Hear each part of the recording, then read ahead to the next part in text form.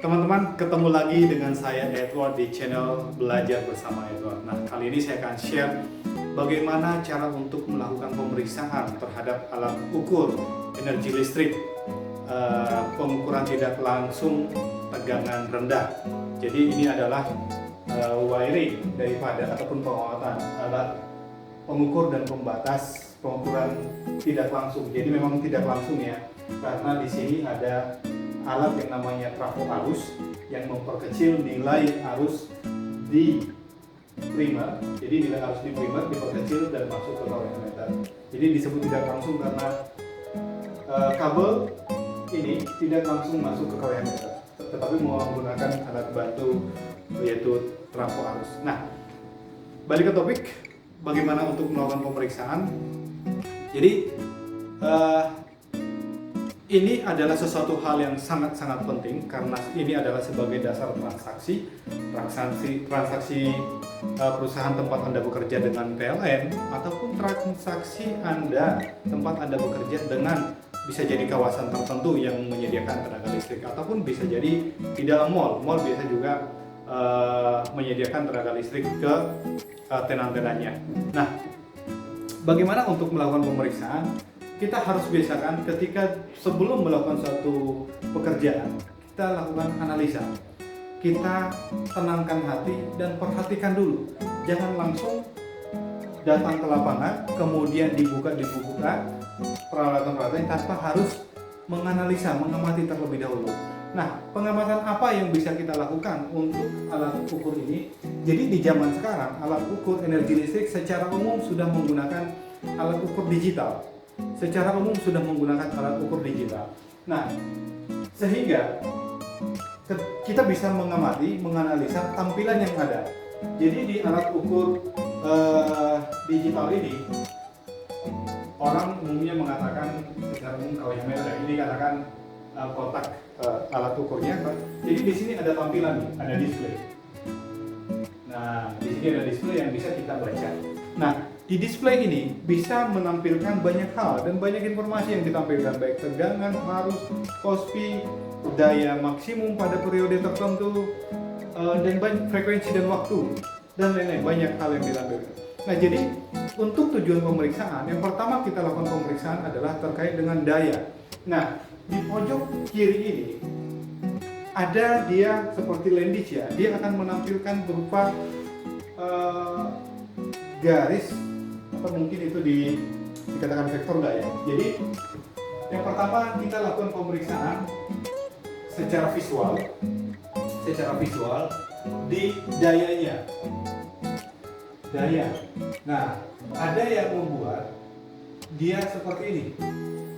Nah, ini adalah yang horizontal ini adalah indikator untuk daya aktif. Dan yang vertikal ini adalah indikator untuk daya reaktif, Q. Seperti itu. Nah, kalau P-nya ke kanan dan tidak ada ke D, maka kondisinya semua pengukuran bernilai positif. Kemungkinan besar bahwa tidak ada kesalahan. Walaupun tetap memungkinkan ada kesalahan. Nanti kita akan lihat. Kemudian Q ke atas. Nah, ini tidak menjadi permasalahan ya. Q ke atas ataupun ke bawah itu nanti tergantung pada karakter bebannya, apakah dia induktif ataupun kapasitif. Tetapi yang terlebih penting kita perhatikan adalah nilai daripada P-nya, daya aktifnya. Karena ini mengukur energi aktifnya ataupun KWH-nya. Nah, kemudian kalau dia ke arah kiri, jadi P kadang ke kanan tetapi juga kadang ke arah kiri, berarti itu bernilai minus. Nah, kalau di KWH meter dia akan masuk ke kolom slotnya KWH terima, sementara dasar transaksi adalah KWH kirim. Artinya bahwa provider Anda, penyedia listrik Anda mengirim daya ke pelanggan seperti itu. Jadi itu yang pertama kita lihat. Nah, sebagian ada juga yang menggunakan plus. Nah, plus. Jadi pastikan bahwa nilainya plus. Jadi kalau dia minus daya aktifnya, maka berarti ada kesalahan di situ. Nah, contoh nih P ataupun plus. Contoh kesalahan yang terjadi kalau misalnya ini menjadi arahnya ke kiri. Ini adalah vektor tegangan 3 pasang. Pasang R, pasang S, dan pasang T. Tetapi kita hanya ambil satu contoh di pasang R. Katakanlah kondisi bebannya adalah beban induktif dengan nilai arus I-nya di sini. Pada sudutnya di sini. Nah, kemudian kalau secara wiring terjadi kesalahan, katakanlah pengukuran nilai arus dari CT sekundernya, kondisi seharusnya dari terminal K masuk ke terminal 1. Tetapi jika wiring ini terbalik dari terminal K masuk ke terminal 3 dan sebaliknya dari L masuk ke terminal 1, maka arah arusnya itu terbalik. Arah arusnya terbalik sehingga pengukuran masuk ke KWH terima. Nah, secara vektor kondisi normalnya seperti ini. Kalau yang tadi ini terbalik, maka secara sudut dia akan terbalik 180 derajat. Nah, dia akan pindah ke sini, kurang lebih di sini ya. Nah, maka nilai yang tadinya ini adalah nilai IR, tetapi karena terjadinya kesalahan wiring, maka ini akan berubah. IR-nya akan menjadi di sini.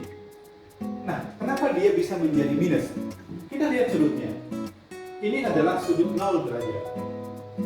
Kemudian kalau dilihat ke sini ya, ini 90 dan di sini 180, sejajar dengan nolnya. Kemudian yang tadi dia adalah, katakan kalau tadi dia adalah sudut 30 derajat, maka di sini adalah 180 tambah 30 menjadi sudutnya 210 derajat. Artinya bahwa sudut antara tegangan dan arus berbeda 210 derajat. Dan rumus daya adalah kita buat di sini ya. Daya aktif adalah akar 3 dikali tegangan line to line dikali cos P. Nah, cos P-nya ini yang akan membuat dia nilainya minus.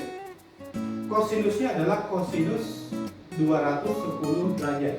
Kalau kita lihat ini grafik kosinus, di titik 90, di titik 80, area ini adalah area bernilai minus. Sudutnya 210. Ada di area minus, sehingga nilai ini akan menjadi minus, nilai P-nya. Seperti itu. Nah, jadi itu yang membuat ketika ada kesalahan wiring terbalik seperti misalnya arus, maka nilai P-nya ini akan pindah ke arah kiri, artinya nilainya minus. Seperti itu, dari sisi daya. Kemudian, yang kedua adalah kita bisa melihat dari sisi tegangan. Nilai tegangan. Nah, di KWH meter ini, di displaynya, dia akan muncul L1, L2, dan L3. Artinya bahwa dengan kondisi seperti itu, meter ini mengukur adanya tegangan pada 3 pasang. Tetapi kalau semisal ada yang hilang, katakanlah L2, katakanlah ini putus, L2 putus, maka ini akan hilang, tidak akan muncul. Sehingga dengan rumus yang ini tadi, daya aktifnya ada tegangan, ini dikali I lagi ya, dikali I. Kalau tegangannya 0, berarti dayanya 0. Dikalikan terhadap waktu, ya energinya 0. Nah, jadi seperti itu. Kita bisa melihat apakah ada indikasi permasalahan di sisi nilai tegangannya dengan melihat nilai L-nya tadi. Nah, kemudian sama halnya yang ketiga adalah nilai arusnya. Nah, karena parameternya kan ini nih, ada tegangan, ada nilai arus, ada kosinusnya. Jadi parameter ini yang kita perhatikan sesuai dengan rumusnya. Nah, jadi arus di sini juga akan muncul, ditampilkan nilai I-nya. Apakah itu I1, I2, I3. Nah, dari sini kalau ada I2 yang tidak terhubung, maka ini akan hilang ini I2-nya. Nah, artinya bahwa ketika kita mengamati, ya kita sudah melihat bahwa ada masalah. ada masalah, ada indikasi masalah, I-nya kemana? Terkhusus misalnya I1-nya besar nilainya, ada 1,5, 2 dengan I3-nya. Tapi kenapa bisa I2-nya tidak terukur? Nah, dengan melihat itu, mengamati itu, kita sudah melihat potensi-potensi adanya masalah. Sehingga kita bisa lebih gampang nanti untuk menelisik, membuka alatnya, dan memastikan. Nah, seperti itu. Dan kemudian, kalau seperti yang tadi ya, wiringnya terbalik arusnya, sehingga dia menjadi vektornya ke sini. Dan kemudian di sini I-nya, karena tadi I yang kita contoh adalah I1 pasang R, maka di sini yang tadinya I2, I1-nya ini dia akan kedip-kedip kalau arusnya terbalik. Nah, seperti itu. Jadi itu parameter-parameter yang bisa kita lihat dengan mengamati berdasarkan rumus ini ya. Kita memperhatikan dayanya, kita memperhatikan nilai tegangannya, kita memperhatikan nilai arusnya.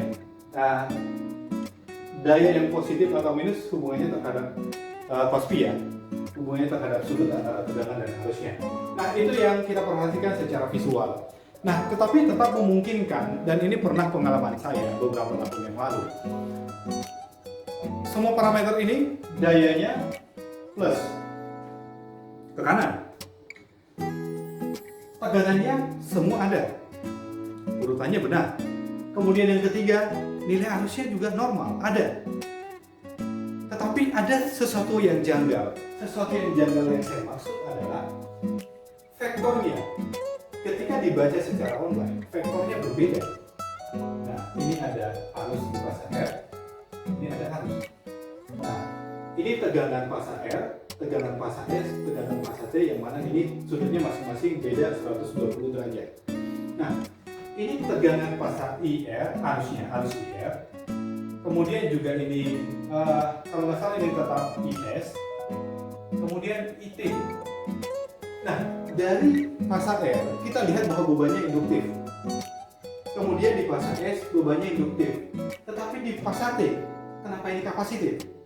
Nah, secara umum, pengalaman bahwa di alat ukur meternya, khususnya untuk yang 3 pas, pengukuran tidak langsung. Artinya ini pelanggan-pelanggan besar dengan beban yang relatif besar. Ketika salah satu pasanya induktif, maka semua akan induktif. Ketika salah satu pasanya kapasitif, maka semua akan kapasitif. Nah, namun dengan adanya seperti ini, ada 2 arus yang berada di antara sudut kedua tegangan ini indikasi adanya kesalahan. Dan bagaimana untuk mengidentifikasinya di alat ukur ini? Karena memang kalau di sini kan kita bisa melihat langsung. Oh iya, ini nih tegangan, kan kelihatan kabelnya. Tetapi secara fakta ini tidak mudah di lapangan dan tidak memungkinkan kita melihat, oh misalnya ini tegangan, kita urut tegangannya dan sampai ke sana. Karena di APP itu ada bagian-bagian yang tertutup dan ada bagian yang berdekatan dengan busbar, sehingga itu kita nggak sebaiknya untuk mengakses ke sana. Tetapi kita bisa melakukan pemeriksaan dengan menggunakan alat ukur. Seperti apa pemeriksaan yang kita lakukan adalah kita hanya melakukan pemeriksaan di 2 parameter, yaitu tegangan dan arusnya. Yang pertama, ataupun A, periksa tegangannya. Periksa tegangan di sisi wiringnya. Di sisi wiringnya periksa apakah tegangan pasang R masuk ke terminal nomor 2, apakah tegangan pasang S masuk ke terminal nomor 5, dan selanjutnya tegangan pasang T masuk ke terminal nomor 8. Dan kemudian apakah mereka sepasang? Ketika tegangan pasang R masuk ke terminal nomor 2, apakah nilai arus di pasang R-nya masuk ke terminal 1? Jadi harus sepasang. Ini untuk pengukuran pasang R, pengukuran pasang S, pengukuran pasang T. Tegangan dan arusnya harus sama-sama di sana. Nah, cara pemeriksaannya adalah dengan pemeriksaan tegangan, maka ambil voltmeter, kemudian ukur tegangan di busbar pasang R, kemudian yang satunya lagi terhadap terminal nomor 2. Kalau tegangannya 0, artinya bahwa itu sepasang. Kalau tegangannya 0, berarti itu sepasang. Sehingga idealnya adalah ketika kita mengukur tegangan di busbar pasang S dengan terminal nomor 5, maka akan muncul tegangan 380 atau 400 volt. Terhadap pasang T juga akan muncul tegangan sebesar itu. Kemudian, hal yang sama akan dilakukan di pasang S dan T. Kalau terjadi ada faktor seperti yang tadi ya, ada yang janggal, berdasarkan pengalaman saya, itu temuannya adalah waktu itu tidak sepasang antara tegangan dengan arusnya. Jadi, katakan di pasang I-nya udah benar ya, tegangan pasang R masuk ke terminal nomor 2 dan arus pasang R masuk ke terminal 1 dan keluarnya di sini. Hal yang terjadi adalah tegangan pasang R ini masuk ke terminal 8 pasang T. Tegangan pasang S masuk ke terminal pasang T di KWH meternya. Sehingga sebaliknya, tegangan pasang T masuk ke terminal nomor 5 yaitu pasang S di KWH meter. Nah, itu yang terjadi. Sehingga yang tadi ya, balik dengan menggunakan alat ukur, kalau ini tegangan R masuk diukur ke sini, dia akan 0. Tetapi untuk case yang ini, tegangan pasang S kita ukur terhadap terminal nomor 5, ini akan bertegangan. Berarti terjadi kesalahan. Kalau ini diukur di pasang S, kemudian terhadap terminal nomor 5, berarti dia ketemu dengan pasang yang lain. Karena di pasang R tadi sudah benar, berarti dia ketemu terhadap pasang T-nya. Seperti itu. Jadi sebenarnya ini yang diukur. Jadi ini yang tadi terbalik itu tadi ya. Tegangan ini masuk ke terminal nomor 8 dan tegangan pasang T masuk ke terminal nomor 5. Sehingga ketika kita mengukur tegangan di busbar pasang S terhadap terminal nomor 5 di KWH meter, maka akan muncul nilai tegangan. Nah, itulah berdasarkan pengalaman menemukan permasalahan dengan indikasi yang tadi adalah vektornya berbeda. Kemudian yang terakhir, setelah melakukan pemeriksaan daripada wiring secara wiring ya, maka perlu dan memang harus dilakukan pemeriksaan daripada current transformernya ya, trafo arusnya, pengukurannya. Jadi secara wiring sudah benar, tetapi kita juga harus melakukan pengukuran.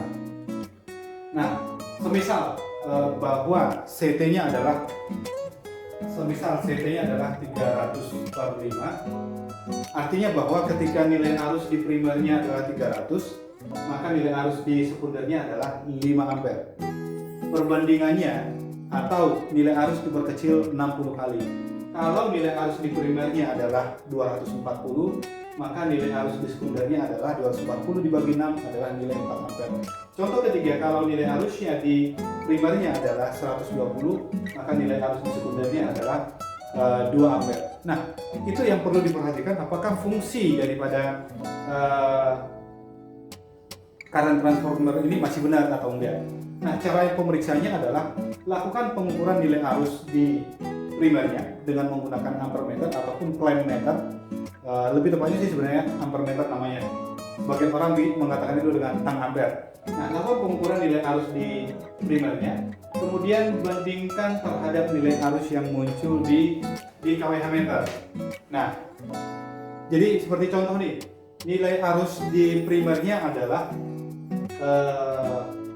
katakan 180 ampere. Maka cek di KWH meter nilai arusnya, apakah benar dia 3 ampere. Kalau nilainya 3 ampere, maka kondisinya bagus. Kemudian lanjut ke lakukan hal yang sama untuk semua pasang. Kemudian kalau semisal di primernya tadi 180, tetapi di KWH meternya adalah 2,5, berarti ada permasalahan. Seharusnya nilai arusnya adalah 3 ampere karena rasionya 60. Jadi kalau nilai arusnya 180, seharusnya di sini adalah 3 ampere.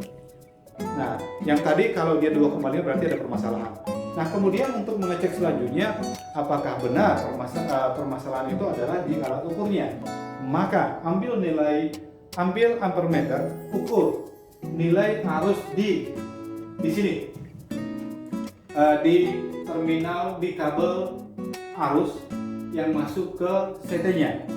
Kalau semisal itu adalah fase R, maka yang tadi 180 dikali meter 2,5, bandingkan yang sekarang dibandingkan adalah nilai arus diklaim di sini bandingkan terhadap nilai arus di kalorimeternya.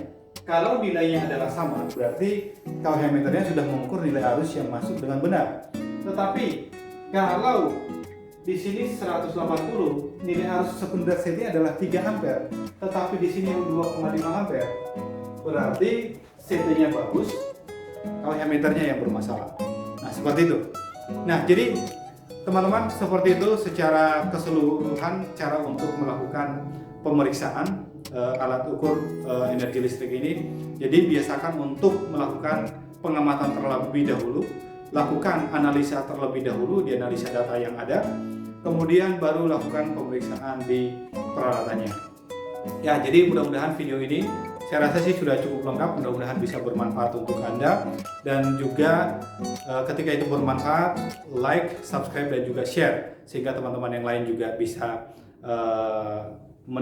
merasakan manfaat daripada video ini.